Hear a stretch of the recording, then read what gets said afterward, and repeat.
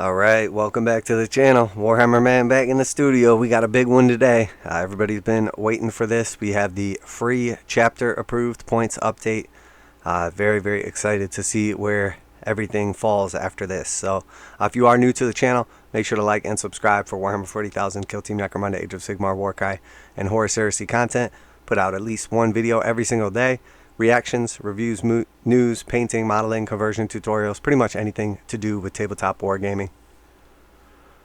The link for this will be in the description if you want to check this out for yourself. I'm going to just do a quick little overview right off the bat, take a look at it, and then I'll actually put out some more comprehensive individual videos looking at specific points for a couple of the factions. I'm going to do them for the ones that I'm most familiar with, as I can give a better perspective on them. And as of now, the three armies that I'm most familiar with are eldari or eldar, Tyranids, and Tau as well. So I will do individual videos on those, give my opinions and how it's going to change the meta. Overall, from what I've seen so far, it doesn't look like a ton of stuff went down in points as much from what I noticed, at least from the armies I looked at. But there are some drastic points increases. And again, we'll get into the details a little bit in some later videos. But let's take a look. Begin the new season of Warhammer 40k with comprehensive free points updates. Now keep in mind also, not only are the points going up, but some other factors as well, such as different missions, updated secondaries, and I think most importantly is the change in command points. Because I'm not sure that the command point changes have fully been taken into account when we see some of the points increases. And I mean, we are talking about some serious crazy points increases on a couple units, literally to the point where you will probably never see them again. So let's take a look. You may remember back at Warhammer Fest we announced that all points updates for Warhammer 40,000 would be made available as free digital downloads from now on, and Age of Sigmar as well. So that is awesome. Definitely commend Games Workshop for giving stuff away. They do not do it often, so when they do, we obviously have to sing their praises because we're not biased here. So well, that time has arrived, and we're glad to announce that the Munitorum Field Manual 2022 Mark II is available to download right here, right now. For those of you new to the Warhammer hobby, these updates replace the information found on your codex and provide a complete up-to-date list of points values for all units in the game. These points updates are now freely available online for all Warhammer hobbyists, so you can pick them up as soon as they're released. Don't worry if you still prefer having a physical copy around to flick through. There will be printed edition of the Munitorum Field Manual 2022 MK2 included inside White Dwarf 479. Okay, so that's awesome. I gotta give it to Games Workshop for this. This is great. So you give everybody the points for free. I literally mentioned this in a recent video. I said a lot of people might want to have the points physically, and maybe printing off like 40 or 50 pages isn't that great. So here you have it. You get the points for free digitally right now. If you want to just print off the couple pages that apply to your army, you can. If you want a physical copy, pick up White Dwarf 479. And the best part is it's going to have other stuff in there too. So it's not like you're just paying, $11 for all these points. That's US price of White Dwarf. You're not just paying the $11 for all these points. You're getting all the stuff that's normally in a White Dwarf, and then you're paying the $11. So that is great. I really like it. This is exactly how I think GW should handle these type of situations. Give away the points for free. Everybody gets them. Everybody has them for free. You can print them off. You can do whatever you want with them. Or you can pick up the White Dwarf. It has them in there. You don't feel like you're necessarily paying extra for them, unless maybe you weren't going to pick up the White Dwarf and now you're motivated to spend $11. Absolutely love it. Touche to GW for this positive improvement to the game and to their sales structure. Several of the movers and shakers from the last 6 months of Warhammer 40,000 play have had their points adjusted as part of an ongoing fine-tuning process. As we are on the cusp of a new season, the refined secondary objectives and command points rules. These updates promise fascinating new landscape of list building. So we know with the changes in the command points, this is going to severely reduce the alpha strike. So the reason I say that is, if you're starting, let's say we're talking about just a regular 2,000 point game. If you're starting with 2,000 points and you're using more than one detachment right off the bat, you're probably down minimum, 2 or 3 command points right there. So now we're down from 12 to, let's say, 9.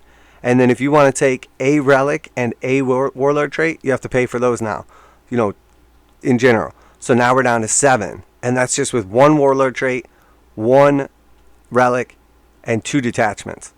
So that is a huge deal. So now you're starting with 7 command points. Well, realistically, that was, now you only get half as many command points at the beginning of the game. So if you were going to have 12, now you're really down to 6 because of the new rules. And then on top of that, you want a second detachment. Now you're down to 3.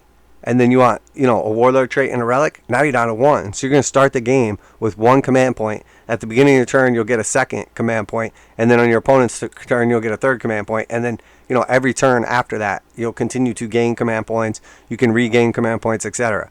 But your average army, if they just take 2 detachments, a relic, and a warlord trait, is literally starting the game with 1 plus their base command point. So that is a huge, huge difference, as opposed to many armies out there would take literally just 1 detachment and, maybe spend 1 or 2 before the game. So you have the difference between somebody starting with 1 command point versus somebody starting with 9 to 12 command points. So that is a huge difference, and it's going to severely limit those initial command point dump alpha strike combos. So that is big. It's really, really going to change the game. And some of the units that were used for those combos probably got big upgrades in points or updates in points as well. So now those units may not even be viable at all. So this is going to really shake up the meta and completely change the game.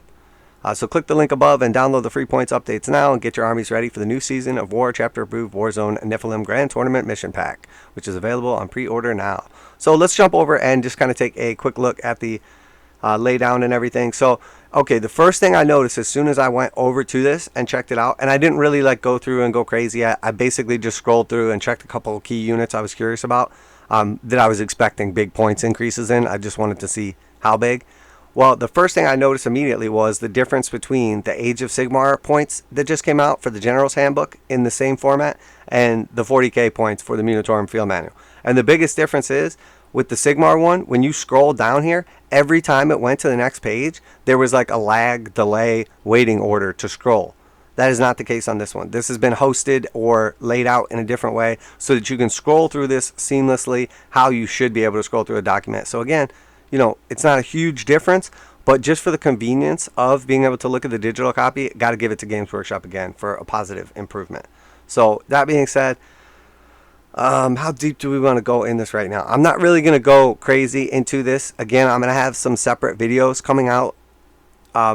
And I don't know all of the points for every single thing on here. So, without the codex right in front of me, it's hard to kind of compare.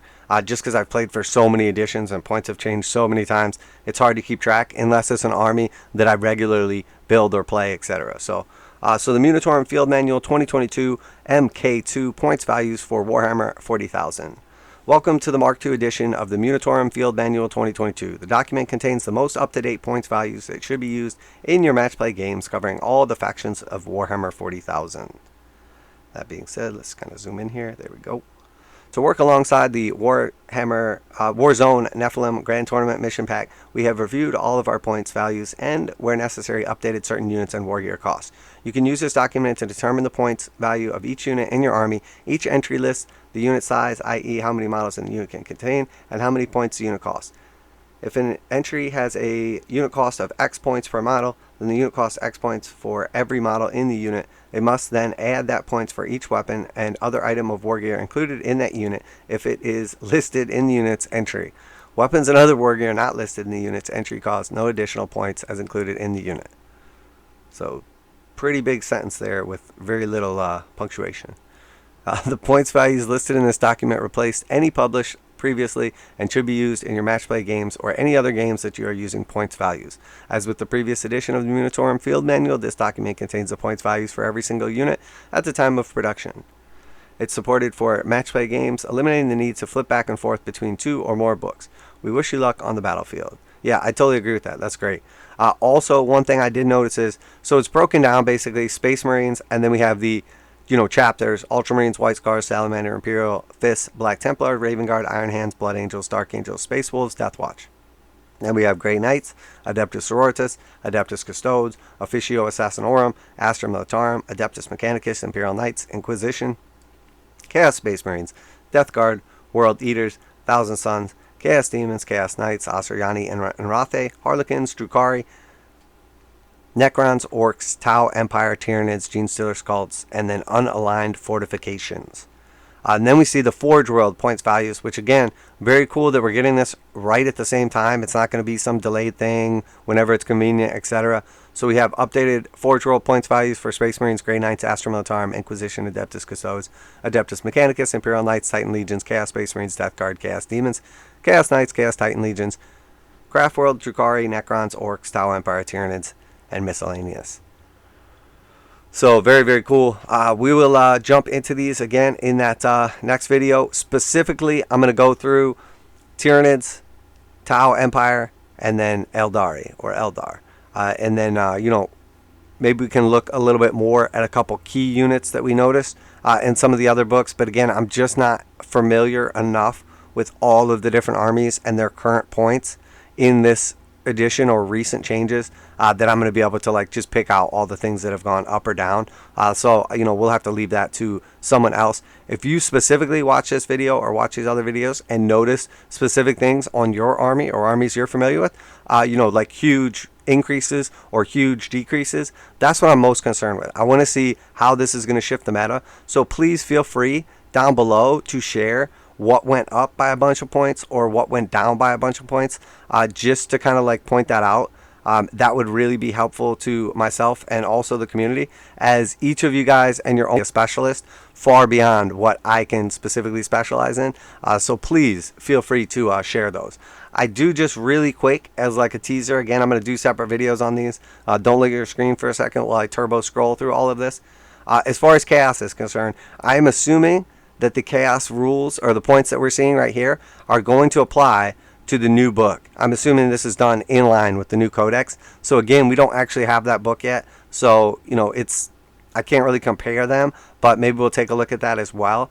But I do want to just notice two things that jumped out at me right off the bat. Because initially, what do I expect to change? I 100% expect the strongest armies to see some sort of, big points nerf straight up to their most common units. So that being said, two of the strongest armies that we see right now are obviously Tau Empire and Tyranids. So the first thing I noticed right off the bat on Tau, as soon as I looked at it, was the battle suits. Battle suits have gone up basically 10 points. So it used to be Commander in Crisis battle suit used to be 90 points. Now it's 100. If you have a Elite Crisis battle suit, used to be 30 points for the base battle suit. Now they're 40 points. So that being said, if you just go straight down the line and you say, okay, average Tau army is taking, 15 crisis suits and, 2 commanders or something like that, you're talking about 17 units that just went up by 10 points. So you're talking about roughly 170 point increase to that army. So you're going to get about 10% less Tau now. If you're taking a bunch of those battle suits, you're going to have to reevaluate, obviously, how you do your army by either cutting out something else or making those units smaller, or not taking them and taking something else instead. So huge, huge difference. And then that is also for broadside battle suits. Broadsides, I believe, before were 75 and then went up to 85. Again, we'll look at that with the codex open and go into the details. One of the biggest points, or the biggest points increase I noticed for Tau was the Stormsurge, which we've seen a couple lists out there taking 3 Stormsurges. We've seen them do okay. They can beat a lot of armies just because so much firepower and they're, big and durable. But they're not winning tournaments or anything like that. And the Stormsurge went up from 330 points to 400. So a 70 point increase in the Stormsurge. I mean, that's over a 20% increase. Absolutely insane. So will we still see Stormsurges ever? Probably. Are we going to see anybody take 3 of them? I honestly doubt it. I honestly doubt it. And then as far as Tyranids, this was the biggest one right off the bat. Obviously, the most important thing everybody wants to know is what happened with Hive Tyrants. So we see Hive Tyrants went up, the regular Hive Tyrant. We see the Swarm Lord went up 20 points. We see the Winged Hive Tyrant went up 20 points. All of those, Swarm Lord going up 20 points is kind of, Regular hive tyrant going up, I could see that because at least like they're laying down a bunch of fire with venom cannons and stuff. Flying hive tyrant going up 20 points, I can definitely see that. They're obviously very good, very strong. They do a bunch of damage, so I think that's all rightful. Tyranid warriors going up 5 points, raveners going up 5 points. That was my guess. That's exactly what I expected. But the crazy ones here are the Maleceptor. Maleceptor used to be 170 points. He went up to 220. So Maleceptors went up by 50 points each. So if you're taking 2 Maleceptors, that's 100 extra points on your army. You got 2 flying hive tyrants in there as well. That's another 40 points. And then, if you were taking a couple of harpies also, again, your army just went up by like 200 points basically. So you can trim 10% out. All the Carnifexes, I believe the Carnifexes went up 15 points across the board. Screamer Killers were 115, now they're 130. Base Carnifex was 100, now it's 115. Thornbacks were 115, now they're 130. So again, big bumps right there. And then finally, the Harpy. Everybody was curious what was going to happen to the Harpy. There was all different discussions on it. I like the way they did it. They did it just the way we were discussing. They raised the points of the Harpy by 5 points. So he was 170, he went to 175. But the Venom Cannon was the gun everybody was taking that was so good on the Harpy, because you basically could get a shot on whatever you were trying to shoot, as opposed to a Barbed Strangler is just kind of meh. The Harpy Venom Cannons went up by 10 points, and he carries 2 of them. So now the actual Harpy has gone up 10 points for each Venom Cannon and 5 points for the base Harpy. Or is it 15 for the base Harpy? Oh man. I'm already getting in deeper than I was intending in this video. But this is definitely a big one. So it was 160. Yeah, okay. So it went up 175. And then alright, yeah. So the actual Harpy went up 15 points. If you still take the Barbed Stranglers, that's all he went up, 15 points. But if you take the 2 Venom Cannons, they each went up 10 points each. So you have 20 points for the Venom Cannons going up and 15 for the Harpy. So you're looking at 35 point increase. And if you're taking 2 Maleceptors, and you're taking 2 Hive Tyrants, and you're taking 2 Harpies, all of a sudden your army has up by over 200 points. So again, 10% less. And the thing about Tyranids is they're obviously very good, but we've seen a lot of Tyranids playing. We've seen a lot of Tyranids at top tables, but we haven't actually seen a lot of Tyranids winning. Now, we have definitely seen some Tyranids winning, but is this 200 point difference on just a couple of base units, not to mention the warriors and some of the other stuff, going to be enough to dethrone the Tyranids? I honestly think so. I really do. So that's it. I just wanted to take a look at a couple key things. That way, if you don't want to watch like the full-on breakdown of the other factions that I'm going to do, you at least get the base and most important information. I think for most people, the biggest probably regular threats that they were facing is probably Tyranids, and honestly, I mean, Eldari a little bit, but they really haven't been doing that well. I would have to say Tyranids and Tau, and mostly it's like those Tyranid armies I just broke down, and then also like battlesuit spam. So I think that's 2 huge changes, and we'll see how they kind of balance out. And then stuff that maybe got decreases for other armies could completely balance it out and change the game. So that's it for this video. Let me know what you think. If you notice big increases or decreases in your army or any army, please leave them in the comments, as that really helps me to see what to kind of zone in on and see what's have the biggest changes. But I really like what we've seen here. We'll see how the new rules for primary and secondary objectives and command points and points increases all change the game.